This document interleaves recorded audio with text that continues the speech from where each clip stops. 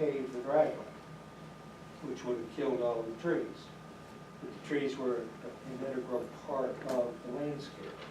So I think, you know, there needs to be some methodology of recognizing that that when a developer wants to do something that makes a lot of sense from a common sense standpoint, and there are conflicts, how do you resolve those? And I'm not sure if you do it through UDO or through some other vehicle mechanism. That would be a great time to make sure that there are best practices implemented in the transportation section of the transportation policy area, for instance, to make sure that we have flexible street standards, such as complete streets. And that was actually in our last, that was a comment from the bikeway and trail, is to make sure that we have flexible street standards. And we were ultimately allowed to use sandstone, which worked out fine, but it was a real struggle. Right, you have to fight. I wonder if we should nod to that. Or I said I think that's one of the set asides here. Right. Okay, And on, look at, okay, on to the and looks like there was a question and then an answer about trying to conserve and require open space. Why is there an option to pay in lieu? And it's to provide flexibility for small sites, I think is the answer. when the site was too small to have really meaningful open Right. space, it was an opportunity to contribute toward a greater open space overall acquisition. And then there is a question about fee in lieu. There needs to be, the recommendation is to add a section on fees in lieu of planting. That would define when and how and where. And what the fees would be used for. Yes. And what the fees would be used for. Yeah. Let's add that as either a comment on the comment.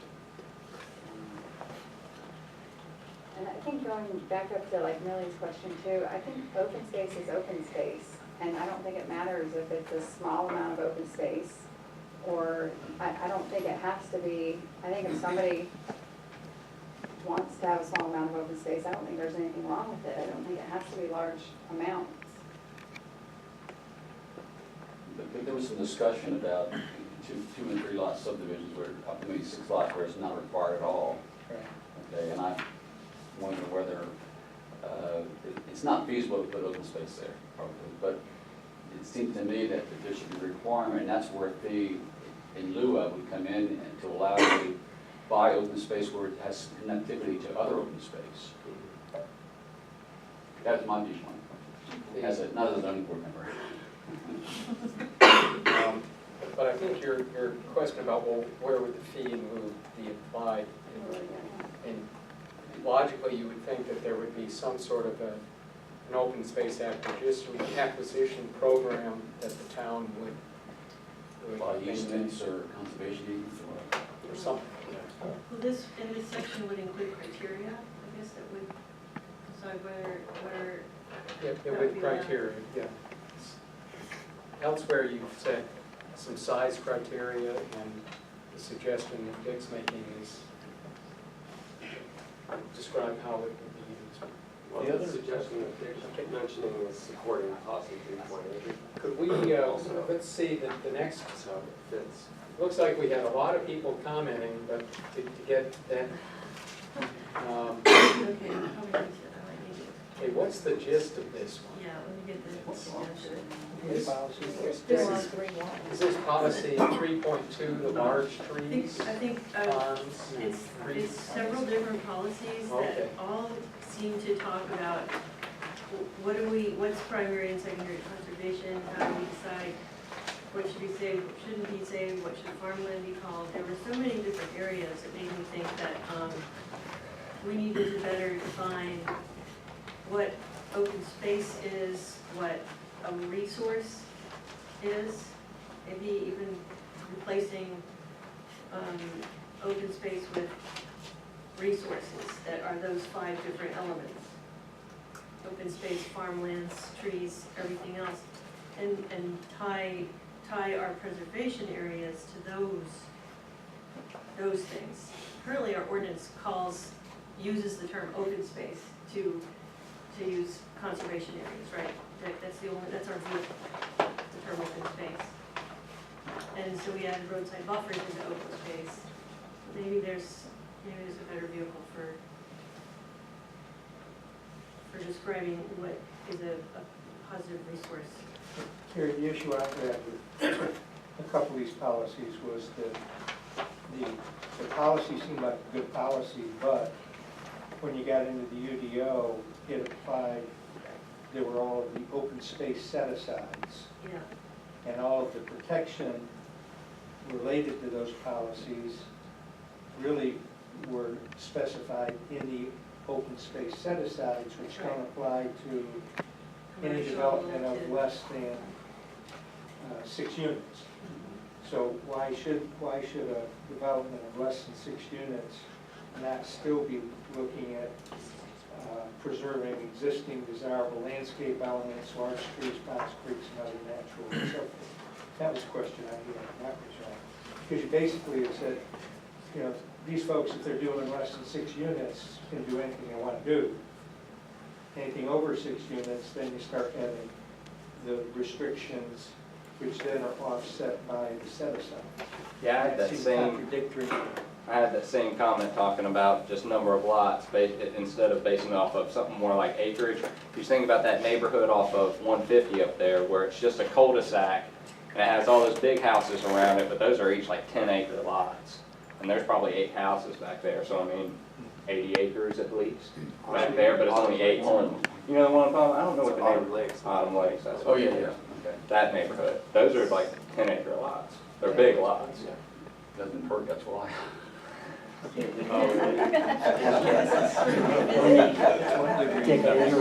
sorry? It doesn't hurt, that's Larry, why. what I see, were you saying all relevant resources? Did you mean large trees, ponds, creeks, natural features, floodplains, wetlands? Historic features, cultural features, Okay. everything in those 5 elements of what really Track back to the language in the comp plan. Yeah. Because the other problem I had is that with the primary and the secondary, by the time, in most of the land around here, you got your open space in the primary because our slopes are so steep that we weren't picking up any secondary conservation areas at all. So, and farmland and all that's in the secondary. So, you know, you didn't even look, by the time you look at all the steep slopes, you get 25%, so, you know. The ordinance is set up for development first, then see what you can get out of it in open space. Where I'm seeing more of a switch to identify the resources of the property first, and then develop around it. And whether that's called open space or some other, whether it's conservation area open space, or some of those features could actually be public activity parks or something like that. So, I mean, I think we might want a very different approach to how we address this stuff. I think we should look at what's on the ground first and require that. Under the ground. So what would they do if the only buildable area was on in, like, an area that was, needed to be protected? You're always gonna ask those questions. I know, sorry. Good, no, It's good. we're good at it. So that's why we have to identify and define what's the most important in these resources. It's another reason why making smaller areas preserve these resources is more onerous. Because that can sometimes really hand tie a person with a smaller property. Right. If you require every small property to, but if every small property is required to at least identify an important resource, then we could make that decision site by site. Site specific. Right, yeah, yeah. Okay, what are the protections once, like an HOA is taken over? And then, say, the HOA clear cuts an area, I'm just thinking of my neighborhood, for example. Right, they can do it. They can't, and there's no checking, I'm sorry, when the HOA, for us to make sure that, like we have a big lake, and there was like a marsh area at the end, and they went and clear cut that whole marsh area. Is that, Is that wetlands they got into? I want to call it federality. but I don't know if it was just, I don't know if it was brush cutting, I don't think it was clear cutting, because I don't think it was trees, I think it was brush. Well, Okay. Which I is was still just- pretty valuable if it's around the fire force, yeah, It is. yeah. Well, one, in limited services local government, we have one enforcement officer who comes 3 Wednesdays a month. So somehow we would have to balance that against, so as far as us enforcing it. What did you say? No. I think that we just make sure that those HOA covenants are strong enough and that there's buy-in on the part of the neighborhood. Yeah, because that was the weak area that I saw was the HOA side of this, but. Yeah. But looking, going forward, after assuming the UDO eventually is adopted, there would be some provisions and some penalties and some site planning that would identify these critical elements or resources. And you've mentioned penalties for violating the ordinance, so Is that's, that already in there, or do we need to put that? is that there? No, there are, any violation of the zoning ordinance is subject to a penalty. And there's a separate article about this. 6367. That was trees, Yeah. that was with trees. Are there 67 Are was there trees. specific penalties Try for, that page, 6-49. Oh, that's on that. for removing these types of elements? Or is that treated like the ordinary violation of the ordinance? To a point, right now it's treated as an ordinary violation of the ordinance unless it's given a performance or a construction guarantee at the start or something, yeah. So. That's part of the plan approval. Yeah. Sometimes something like that's just education too.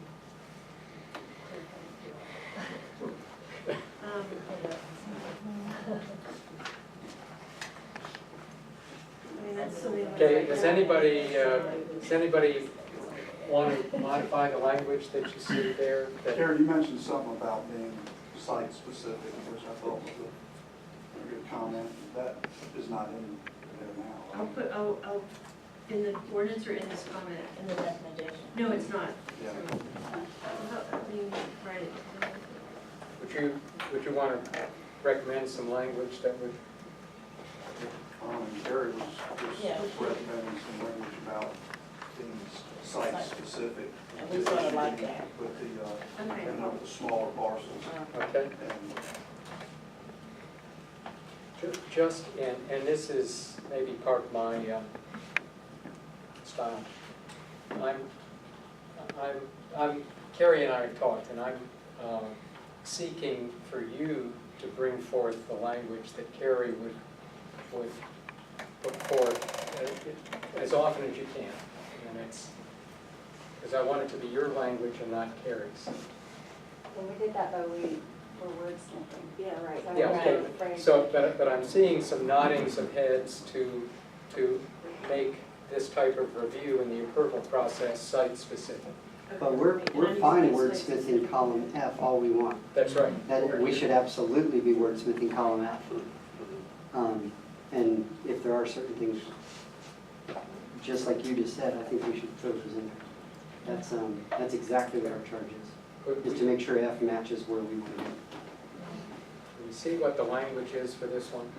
She just put it in. Okay, because there's so much. Site planning. Yeah. It's almost like there's too much Okay. tied to this one thing. And that's what I was talking about. Site-specific planning. Okay, does that seem to get at what you all were interested in? Let's go to the next.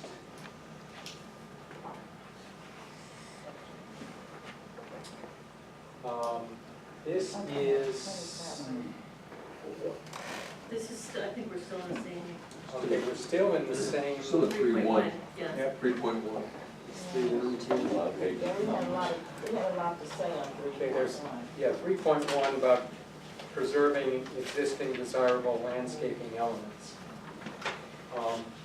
The comment is, or the recommendation that's drawn from that is ensure that that PD section of this ordinance include open space requirements. So this is where some of that confusion comes in, where the only time we really focus on existing natural elements is in an open space discussion. And I think that what I said before would help clear that up.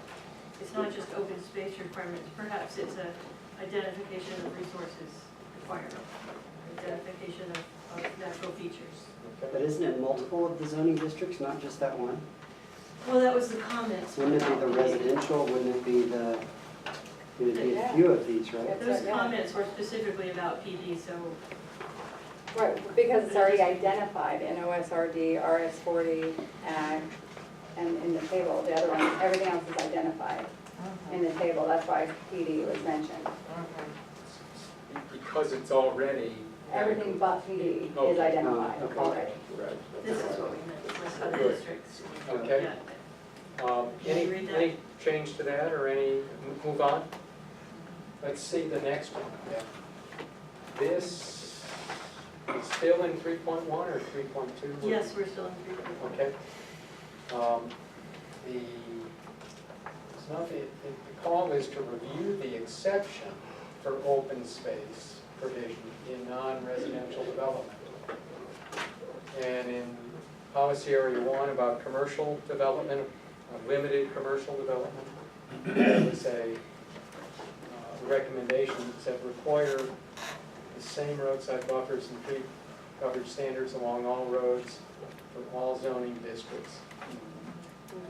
But That was a verbatim recommendation from the first policy area, okay. So, as a reminder. so this would pick up similar language about when are exceptions going to be allowed? Okay. Well, and I don't know whether the committee wants to, I'm reminding them of the recommendation they made for policy area 1 in case they want to repeat that. In this case, we're just have the zoning board review the Any, exception. Jason? Well, one concern I had reading through the UDO draft with this, and then also looking at the recommendation going forward, is that, correct me if I'm wrong, but we did talk about roadside buffers as, maybe it was only in the commercial developments, but requiring trees.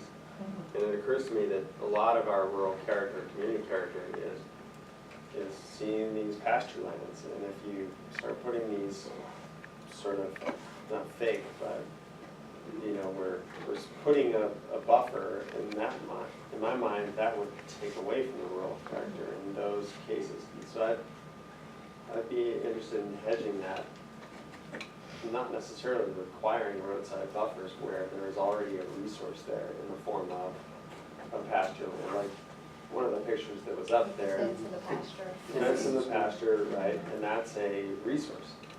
Maybe we Even if add it's not that, work- maybe we add that into our buffer options. Like we say trees and fences and all this, that, and the other. Maybe we can work some kind of rural character buffer where if you don't see any man-made structures from the roadway or something like that, and it's just an open fence in a farmland, you can say, there's your buffer right there. Your buffer is that you're not developing here, you're developing back there where we don't have to see it, so you're buffered here. Right. You can maybe just add it. I think I the like same it. site I like it. specific. So we need to provide language to match that, right? Yeah. I know that's what you're getting ready to say. Add another buffer. Is there any adjustment to the language that you see that would accommodate that concern? I think it's a new point, and that is to add, Add rural character as a buffering element. And include Church's picture, the one where the sun is right there and it's just breaking over. We want to see that all the time. Yeah. So it doesn't look like this. Is Yeah. there, Well, I think that where we have, under the recommendation, where we require the same roadway buffer and tree coverage, I think maybe that's not what we want to say, right? Right.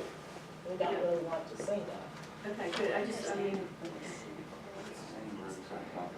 You see, Ryan, I was getting some language from you and Millie seemed to modify it. Carrie, did you pick up what, the gist of what Ryan was saying? And Rural character elements to buffers for non-residential. Just The fence and flexible field. about what's it gonna say. So, yeah, I What think, did you really want to say? just so rigid. Right. rural character elements to buffers for non-residential. Anybody want to suggest further modifications? Is or it just adjustments? non-residential? This is a non-residential. Well, it's But I a guess thought that I've that's- had about everything here, didn't know how to express like what we would recommend. And I could be wrong about how the buffers are gonna play out in development. There we go. Correct me if I'm wrong, was it only commercial I developments? like it better, she just said for all development. Yeah, I agree. Yeah, Yeah. okay, And then that's review the better. exception to non-residential. Yeah. Really. Yeah, okay. But I do think we need to define what that rural character Yeah, I do element too. looks like, because we have tree buffers, and that's a certain number of trees within the buffer, a certain width. So And how do, so- what does rural buffer mean? That's what, Yeah, yeah. and Yeah, that's it right. depends on the resources you have there at the site. Yeah. Exactly. Well, so just add a new point in there, add rural character buffer Yeah, definition site to UDO. Yeah. Well, I think it's laid out in, sorry, what? No. I was gonna say, I think it's, some of that is laid out for us in the comp plan, and that it's calling out the things that we took pictures of, and the things that are listed, you know, large trees, ponds, creeks, pasture lands, There you you go. know. Yeah, There you go. yeah, it's What all do you think there. about that? So that's the rural character elements. Right, So, it's yeah. all there. Well, they're not all in the same place. Wow. And identify those Right. elements in But initial existing site-specific desirable landscape planning. elements. Review exception for open space and non-residential. Does that seem to get at your concern? No, you still want to, I mean, I think you gotta put some more clarification around what rural character elements are. First five elements of rural master plan. Yeah. But Jason just had those that we can grab from Yeah. this policy area, right? Where were you reading those off It of? wasn't from one policy, Uh, but yeah, in the comp plan, so policy one is just existing desirable landscape element, pretty vague. But then policy 3.2 is large trees, ponds, creeks. And then policy 3.7, well, that's family farms. What about those resources that we had up when we first started? Well, not all those will fit. The last one, for example, of the historical wouldn't really fit as a buffer. But the other ones, right? I'm hearing a call to define rural character buffers, Different, or, yeah, and so I don't really like the word rural. Well, Jason, it you were could be something that's- tracking back to the comprehensive plan to help define that in the UDO. I don't know if we're replacing complicated with complicated. I'm almost thinking that either woodlands, existing woodlands, or existing farmlands. You don't wanna, no, it's really the pasture lands. You don't wanna force a developer to put in a berm with landscape plants and trees right there, because you have a beautiful farm. As long as they're not gonna throw up a bunch of houses in it or something else that also would take away that resource. So maybe it's, unless someone else can think of another example. I do think though, maybe it should be defined by elements, but also maybe something also about how that looks. I mean, what are you trying to generate? Because someone could say, hey, this farmland, this guy used this open space as a buffer, and he called it farmland because it was 50 feet wide and it was a bunch of grass. So now instead of planting trees, I'm gonna give you 50 feet of grass, and I'm gonna call it farmland, and that's gonna be my buffer. So I think we should look at it as, okay, yeah, if you wanna call that farmland, okay, but like I said, no visible, you don't want to necessarily say man-made structures, because a fence is a man-made structure and an old barn would be a man-made structure, so you wouldn't want to necessarily eliminate that. But something like the brand-new man-made structures, you know, you're not going to give me 50 feet of grass and then put your first house right there, which is basically going to use that as a side yard.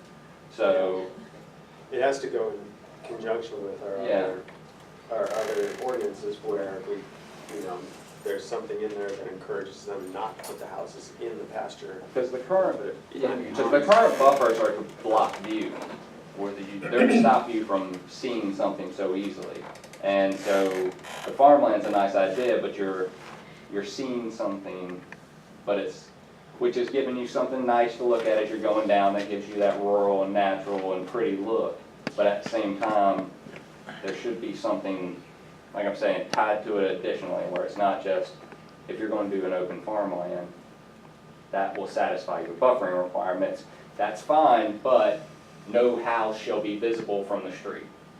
Something added, I'm just saying something else added to it where it's just not, we don't just switch out 50 feet of grass and we call it farmland.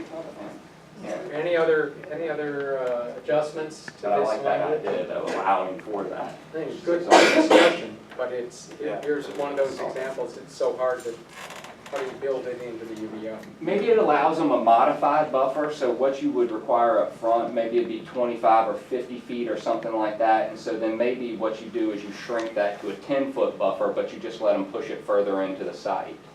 So they can keep that natural front if they want to use that as a selling factor or something like that, or as open space or some kind of beautification, but then you let them shrink a buffer further in. Instead of having it up on the road, you have it further in. So he's solving it, so Okay. cleaning up. Anything further on this? Sorry. Carrie, does that give you enough so that, I don't know, I need to read what I've written to make sure that solution or some other solution would satisfy. Could that be also some homework we all think about Do you for want the me to next take out view meeting? sheds, Ryan, or are we just talking about buffers here and not view sheds? and the homework is how to define, how to build a rural character buffer into the ordinance. Yeah, I think everyone, like Andrew said, put some, Okay. maybe throw a little package in that, maybe we can come up with some better, think about it a little bit longer. Hey, ready to move on to the next, and we're within a few minutes of needing to Because break. that's what the policies will. This talked about when the comments were about exceptions to the buffer. Those were both mine, so that matches. This gives some examples of buffers, For the exceptions, exceptions, buffer exceptions. because I'm not clear as what could be seen as an exemption or an exception. I'm not either. So, So I think, you know, and there's a lot of comments about what you want to maintain as representing community character. So those exceptions would have to, or those examples would have to somehow Yeah, that's tied directly. be tied to that. And church, I capitalized community characters since I replaced it Okay. to, in order, because that means that as it's written in the covenant. Okay. Anything more on the exception issue? So do you, I think, are you saying that you'd like to see what examples are before you can comment further on this policy? I'm saying I have no idea what an exception could be. So I think we need to define or show examples. You know, we've said that before in other ones where we weren't clear as to what that would mean. So an exception, you know, there could be, and you might have an example. Well, an example would be if the developer is willing to leave contiguous existing pasture land. Well, that goes back to Beth's, and both Beth and I made the comment too, to make Yeah. farmland as a primary open space. Yes. And then that would preserve that Mhm. as opposed to a secondary. Yeah. It's, I don't know if we adequately address that because I Well, thought but then the it wouldn't same be an thing. exception if we changed the definition above. What I'm saying down here is we have an area in here where certain areas you can get an exception. And, Large properties with large or unusual topography, I think is what it is. okay, So how about, is the comment that I made, yes, maybe just to review that Yep. through? Need examples? that addresses. Review. Are we, We have 7 minutes, you said you need about 5? Three. okay, 3, okay, so we can probably do one more. what do we, what, and this one was more of a comment on a comment, This was, yeah, to Amber's okay? concern, because we don't want to forget about that. Okay, Because we're reviewing sections through each line, so you will end up reading some pieces of the ordinance more than once, but you're reading them through a very specific policy lens each time. You're already looking at that in avoiding franchise-style architecture and that sort of thing. Let's go to the next, Dan. And what's the three two? We're entering 3.2? Yeah. So this is a pretty long one. So you're at the very beginning of 3. Well, no, it's not that It's long. long, it's long. It's actually Just stop. You have this is a stopping point. We'll start at 3.2 Yeah. Yeah. at the next meeting. And it's a good discussion, though. I think in community character, the comprehensive plan is so good and strong. It's very important to get this right in the UDO. I'm gonna just really let you squirm and not fix this.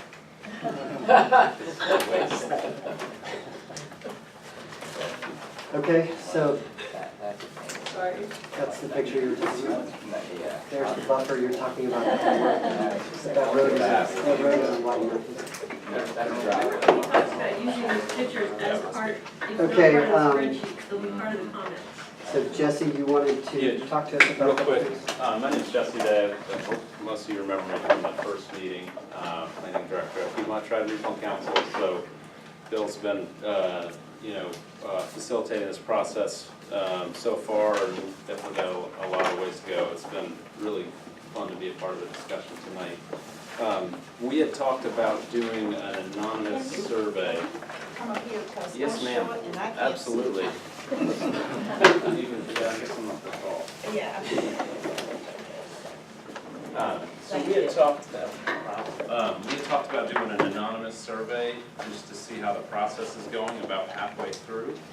So I wanted to just check and see if that would be useful.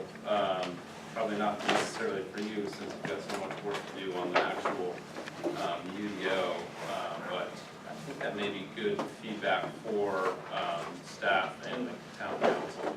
So we talked about that, and I'm just seeing a few nodding heads, so I think that'll be good. Things we talked about, including in that survey, is process, timing, group dynamics, the issue